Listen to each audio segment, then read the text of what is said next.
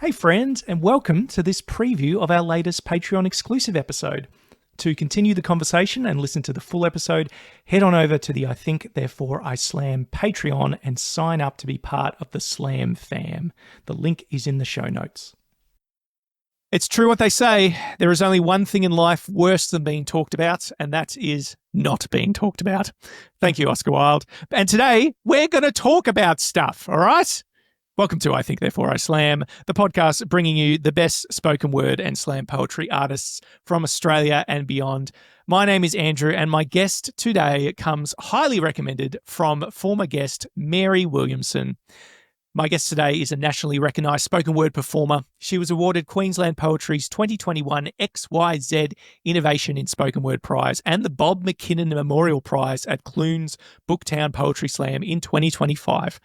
My guest was also an Australian Poetry Slam Victorian State finalist for 3 years running and a finalist for the 2019 Melbourne Spoken Word Prize, where I first got to see her perform. Her poetry has been commissioned by Creative City Ballarat, CresFEST, the Ballarat Greens, Let's Talk Peace Ballarat, and for the inaugural Seedpod Ballarat residency program with Punctum Inc. Megan, J Riedl, my guest, cat's out of the bag, has performed spoken word across the state from Eureka Centre to Fed Square and exhibited work from the Immigration Museum to a vending machine at Geelong Library. I hope there was some nice snacks in that one. She has writing, directing and producing credits with independent and community theatre companies across Victoria and is a regular facilitator for Melbourne Writers Theatre. She's a proud autistic woman and parent of 2 neurodivergent children. She holds a graduate certificate in Arts and Entertainment Management and a Bachelor of Arts, Bachelor of Teaching in Secondary, majoring in Australian History and Drama. Before focusing on her creative practice, my guest worked as a creative health promotion facilitator and administrator at a circus training institution and actors agency receptionist. What a impressive CV. Megan J Riedl, welcome to the show. Oh, hello, Andrew. Thank you so much for having me. No worries. It is nice to have some voices from the regions, I must say. I know that represent. I know that we tend to get a little bit, what do we say? A little bit of tunnel vision. Yeah. That's right. But you're coming to us from Bendigo today, is that right? I'm in Bendigo today, yes, but I am from Ballarat. So, all around Central Victoria is my jam. Are there plans for a quick trip to the goldfields while you're out and about, or do you think it's all been found by now? Yeah, look, I've got goldfields coming out my arse in Ballarat, so that's not particularly interesting to me. No, it is. I'm lying. My whole body of work at the moment is about goldfields, Ballarat. So, yeah. That's right. There was a big regional festival in Ballarat recently, wasn't there? Yeah, Ballarat Heritage Festival is every May. So, I was out in the street in heritage 1850s garb doing poetry on a soapbox, which was quite fun. That's so cool. Spitting some rhyming couplets at people and rallying the, revolution for the miners' rights. It was great. Yeah, I love that. There's a castle out that way as well where I think they have kind of a Renaissance fairy kind of thing going on. Yes, Cryle Castle. Yes. People might know it's been there since the 70s or something. It's been there for a while. And, it's full Dungeons and Dragons kind of knights in shining armor stuff. They have a unicorn festival. They have all sorts of stuff out there now, including live music and things. So, yeah. Medieval, Renaissance, get your gear on there. But we also have Sovereign Hill, which is the Gold Rush era outdoor museum. Yeah, living museum. I love that. I know there's so much advertising plastered out there about only in the city, but I mean there's so much cool stuff going on all around our state. So you got to look out for it. Megan, we are keen to hear the first wonderful piece that you've prepped for us today. Yeah, okay. I thought I would start with some new shit. New shit, as we say at the gigs. Thank you. And this is just one of those I got feelings, I need to put it on the page kind of poems. It's called Poseidon. If I'm such a witch, casting storms across a gentle sea, if my tentacles sucker punch victims into the deep and I render them voiceless in the back of my cave like you say, if I'm such a bitch on a malevolent path, supersizing imaginary slights with a magic magnifying glass, not caring which vulnerable damsels I trample, like you say, If I'm such a villainess, no less, using my feminine wiles to siren song you to my nest of vipers, catfishing, wishing you to wipe yourself out on a sharp rock like you say, then where's my Poseidon? Chest muscles, rippling, waves between his thighs, Triton astride two dolphins, trident shining in the moonlight, gunning for a fight against the tidal wave of my rage. A hero who never falters, always brave, who can breathe underwater and counter each wave, steadfast. He greets me in the eye of the storm, saying, remember who you were before. This isn't the mission for which you were born, yet I love you, recognizing that I have never needed him more. A titanic lighthouse leading me to crash up on the shore.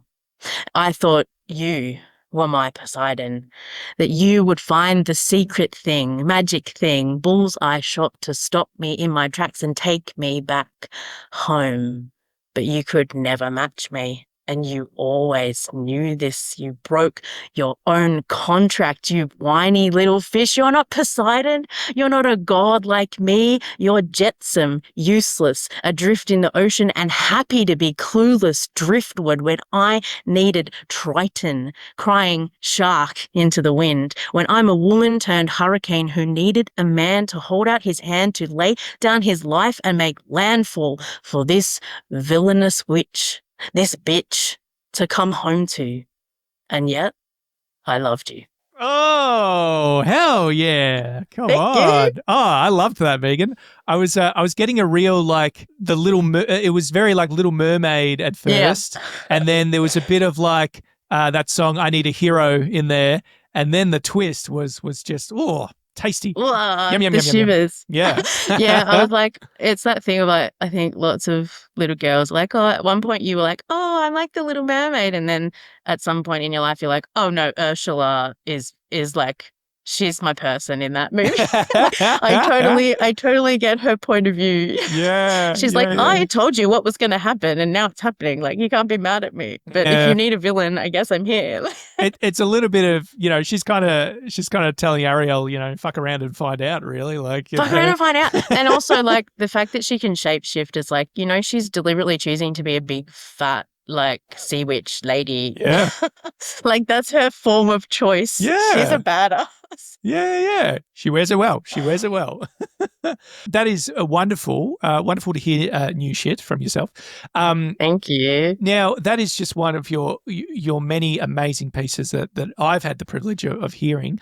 I want to know more, Megan, about how you first got started with sharing your creative work, which obviously is not just limited to spoken word. So what came first for you?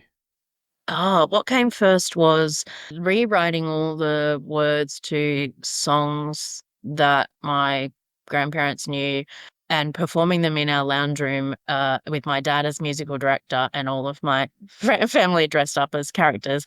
My auntie playing my grandma and my uncle playing my grandpa and making fun of their lives in a loving way through musical theatre in the lounge room.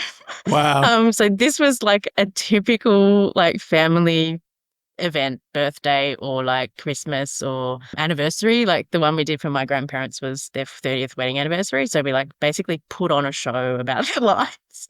And I'm 3 or 4, and this is my normal. So yeah, very creative family, very musical family. Just that was normal for us. Like at my 21st, my family did a show and my drama student friends were like, this is the best thing that's ever happened. And my non-drama students friends were like, what the fuck is happening? But yeah, that's just, it's always been a thing to just be creative and put it out there and have fun. But yeah, cryptic crosswords and changing the lyrics of songs, or my parents play this game at breakfast, which is like you choose a theme and then you can think of all the song lyrics you can think of with that word in it and stuff. So wordplay has always been a big part of my life. Always been writing poetry, like I'm that girl with like, I've got lots of feelings, I got to get them out, after school. I reckon I won a poetry prize for a little haiku I wrote at school and stuff. So yeah, writing's always been big for me, but sharing spoken word and realizing that it was its own kind of art form was when I moved to Ballarat, actually. So this is like 8 years ago now.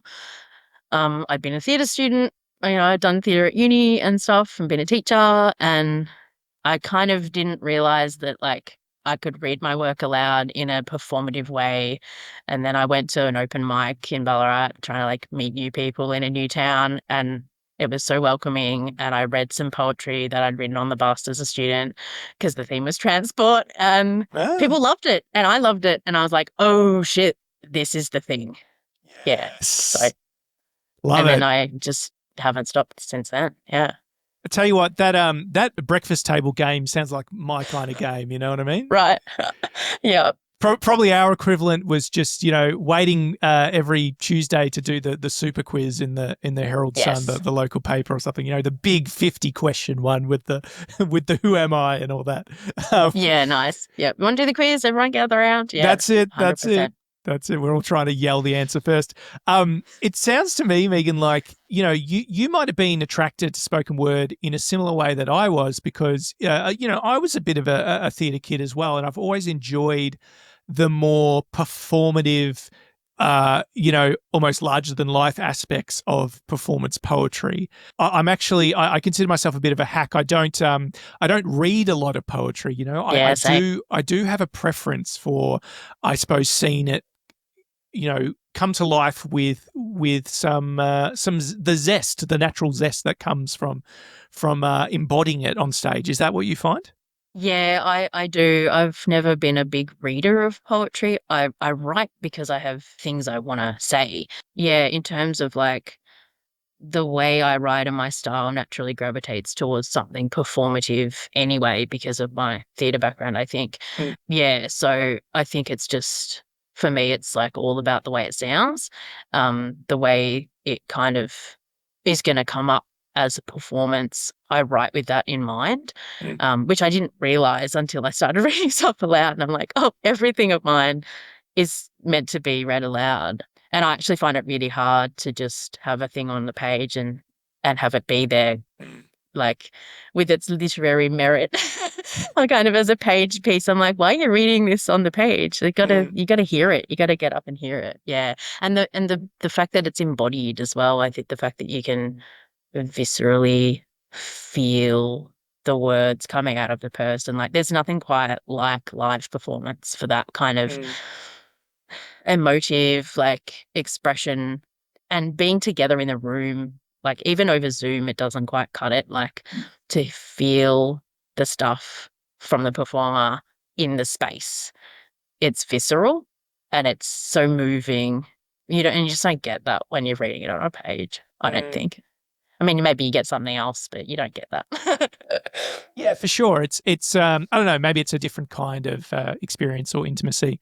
Totally. And as a performer, you would know there's nothing like a packed crowd, to perform to. That's hooting and hollering. Yeah, it's because it feel like you can feel everybody in the room and you can feel their reactions and you can feel like kind of the mood and you can feel when the tension builds and, like it's kind of a little bit like a little bit of a God complex going on because you can kind of control it. If you've planned it and you've written it in a way that you're going to, build tension here, release it here, kind of, the pacing has an effect on people in the space, and you can, do a twist and people get excited and stuff. Like you can craft that to have that response from people in the audience, which is it's really cool and exciting, and it's great to be like, oh, I'm affecting people and I can, have them think and feel the way that I want them to in this moment. And speaking of packed houses, we first crossed paths at the 2019 Melbourne Spoken Word Prize. Like many of my guests, it was a significant night for sure for the scene. What kind of brought you to that moment? Had you been doing slam for a while by that point, or were you still quite new?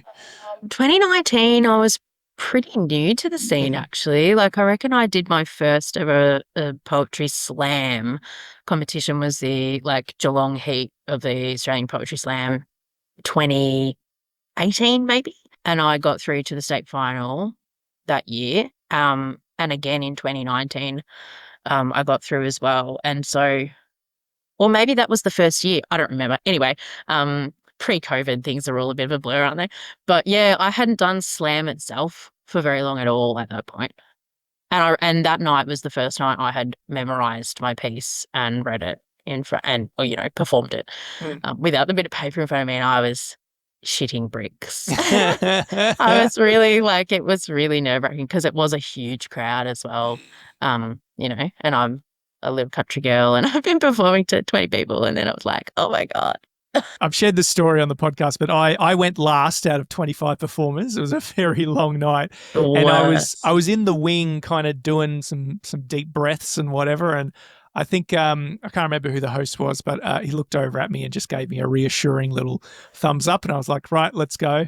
And I was trying to be a funny bastard once I got on the microphone. I said something to the effect of like, oh, this has been the longest night of my life. And I didn't mean for it to come across like I was an asshole. I'm afraid I did. I've been sitting through everyone else's terrible poetry. I was loving all of it, but at the same time, I did wish I was on earlier. I mean, I think everyone wants to. And that's the thing about the slams. You can't appreciate other people's work until you've been like. Yeah. So there's a part of you that's like, I really want to be early in the night so I can really enjoy the rest of the night. But then you get that score creep situation. So it's actually more beneficial to go later in the night because you get a better score. Yeah, this is true. Potentially, that doesn't happen, but it does. But they try not to make it happen, but it totally does. For sure. Yeah. So it's tricky because you're like, you want to go later and have that big impact. But also you don't because you want to be there and support other people's poetry, but you're too nervous. Yeah. Oh, it's the fun of it. It's great. It's great. May there be many more nights like that in the future. I'd like to know more about your involvement in local theatre, if we could, because you are an accomplished playwright in your own respect, with several projects under your belt. Could you tell us about some of them? Yeah, sure. I've done a fair bit of work with Ballarat National Theatre here in town. They're the community theatre company one of three in Ballarat. Two do musical theatre and Ballarat National Theatre does straight plays. And so, I've done a few directing gigs with them. I've also been on their board making community theatre, which is always fun but tiring.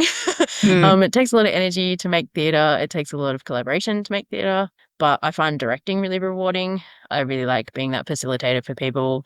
Actors are amazing and they come with fantastic skills, and just kind of, allowing them that playground to kind of create their characters and craft. Again, it's about world building for me. So it's always about, how can I make the world of the play come to life in reality on stage, and thinking about, what it looks like, what it feels like, what it sounds like, and all of that stuff, and putting it all together is really cool. Playwriting, I've written a fair bit of stuff. I've had some things produced independently, just off my own bat, because I've always believed in if you want work to be made, no one's, you're not waiting by the phone for opportunities. You got to go out and make them. So I had a really great play that's had a season and then it's been redeveloped since then. And I'm hoping for a future season. I'm kind of planning that to happen, but things have got to align perfectly to get a theatre show off the ground. But it's called Travels with My Black Dog, and it's a play I co-wrote actually with a friend. And the premise is that it's a man in a van who lives in a van and is just kind of going around Australia and doing a thing that they live with depression, and their only company is a dog, a literal dog, so their pet dog. But the dog talks to the audience directly about what it's like to be the carer, essentially of a person with depression. But they are a dog, so they act like a dog and they interact with the audience and they get pats and they do silly things. And there's lots of physical comedy, lots of silly slapstick stuff with the lead and throwing the ball and different things. And then the man monologues a lot to the dog, as if you lived alone with a dog, you would talk to your dog. The man talks to the dog as if it's a dog, but the dog talks to the audience. And so it's quite an interesting premise and very funny. It is a comedy about depression. And so we produced that show with a company that I created. It's no longer, but it was a good time we had for a few years making shows. And we did actually toured it with a real life combi van as the set. So we drove into a park, and the van was our set, and people came with their picnics, and people Oh, brought their real life wow. dogs and sat Yeah. and in the park and watched the show, and that was really cool. Yeah, that was one of my favorite things I've ever done. Oh, wow. What a fantastic like creative premise, but also to have it, in outdoors as well where people could Yeah, we wanted to do make it that. Yeah. accessible because obviously, people like that man are not coming to Her Majesty's Theatre, to see a show, but I can go down the park and watch some funny, weird thing and bring my dog and sit up the back and slink off if I need to later and I don't like it. And there's no kind of pressure. There's no sort of um, kind of stigma around like, oh, the theatre's elitist or whatever. It was just kind of there. It was happening. It was free. Come watch. And yeah, we had a great response from the audience. Yeah, and I guess it has a low barrier of entry. Like people can kind of come and go if they're going about their 100%. day. Did you have sound equipment outdoors, or did you just do it all We kind had, of? we had the actors mic'd up. Yeah, So nice. yeah, they could be heard. But the crowds weren't massive that we kind of really needed a huge Sure. PA system. But yeah, you never know without outdoor stuff. There could be a drill or something. I was going to going say on, if there's a kid, like if it's there's a kid fraught having the with time of danger. their life on the swing or whatever, you might That's get in right. trouble. Yeah. I mean, it was summer, so like we were, the weather was okay. We did get rained on a little bit, actually here in Bendigo. How dare they? But yeah, it was a good time. Good stuff. So, it sounds like these projects that you do are obviously like highly collaborative. If you're writing something, if you're directing something, you're looking for the right person or people to fulfill the vision and to bring it to life. Yes. It's not always something that you can do on your own. I want to know, what do you find makes a collaboration like work, or what makes it truly fulfilling to you? I mean, theatre is inherently collaborative. You have to collaborate with other people to make theatre, even if you're doing a solo show. Yeah, I think making it work is having a shared set of values and a shared vision. And success for me in collaboration looks like that people have felt safe and supported in working together, that people's ideas were, included, and even if they weren't included because they couldn't be or they, didn't work or whatever, they still felt valued and nurtured in that process. I mean, being a director, you're in charge of everything and it's your vision, but bringing people along with that vision and also making a container of safety for those people to play within that vision. Yeah, that's really important for me, collaborating on theatre stuff. And yeah, the most successful thing that I've collaborated on haven't been like, oh, it's a sellout show, so that's success. It's been like an actor who I know has worked with loads of people has gone, this is the best backstage experience I've ever had, So yeah,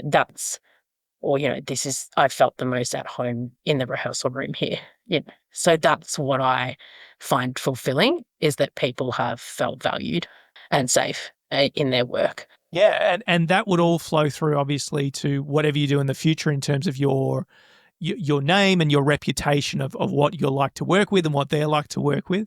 I hope so. Yeah. And you mentioned like safety. Do you find a lot of that is like letting people know that it's okay to kind of you know speak their mind on certain choices, or bring their own flavor to their character or interpretation? Is Yeah, that for a big sure. part of I it? mean, Yeah. when I work with actors, I trust that the actor is the expert on their character, and they should be. That's their job.